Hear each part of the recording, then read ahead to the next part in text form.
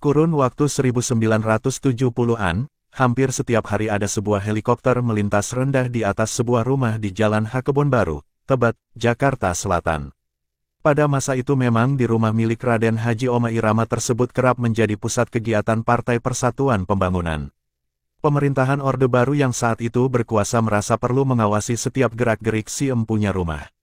Apalagi saat itu Roma yang selalu mengkritik kebijakan pemerintah menjadi juru kampanye P3. Meski hanya simpatisan, bukan kader apalagi pengurus partai, tampilnya Roma sebagai juru kampanye mampu menggenjot perolehan suara PPP. Pada pemilihan umum 1977 untuk pertama kalinya suara partai berlambang Ka'bah itu mampu mengalahkan golongan karya. Kemenangan itu berulang pada pemilu 1982.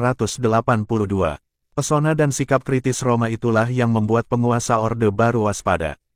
Sejumlah cara dilakukan untuk membungkam sang legenda. Gubernur DKI Jakarta Ali Sadikin sempat menegur Roma saat dia menciptakan lagu berjudul Judi. Tembang Judi waktu itu memang diciptakan untuk mengkritik kebijakan pemerintah yang melegalkan judi melalui SDSB dan Porkas.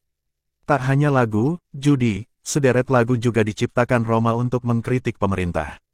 Misalnya pada pertengahan 1980-an dia mencipta lagu Hak Asasi Manusia. Tembang ini diciptakan pria kelahiran Tasikmalaya, Jawa Barat tanggal 11 Desember tahun 1946 itu untuk mengkritik sikap Orde Baru yang tak menjunjung tinggi hak asasi manusia. Pada kurun waktu itu pemerintahan Orde Baru memang sangat represif. Melalui golongan karya, saat itu penguasa main intimidasi terhadap warga yang dianggap kritis. Maka lahirlah lagu Hak Asasi Manusia tersebut. Akibatnya Televisi Republik Indonesia, satu-satunya TV yang beroperasi saat itu, tidak mengizinkan Roma dan Soneta Group tampil di stasiun milik pemerintah tersebut.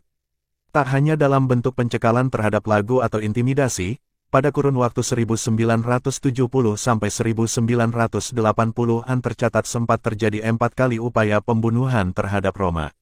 Dengan belati di Medan, dengan golok di Palembang, dengan peluru di Jember, pakai granat di Jawa Timur, tulis Moh Sofan dalam buku tersebut. Nyatanya sederet intimidasi dan upaya pembunuhan itu tak membuat Roma Irama kapok bersentuhan dengan politik. Tahun ini sang Satria Bergitar mencoba maju sebagai calon presiden dari Partai Kebangkitan Bangsa.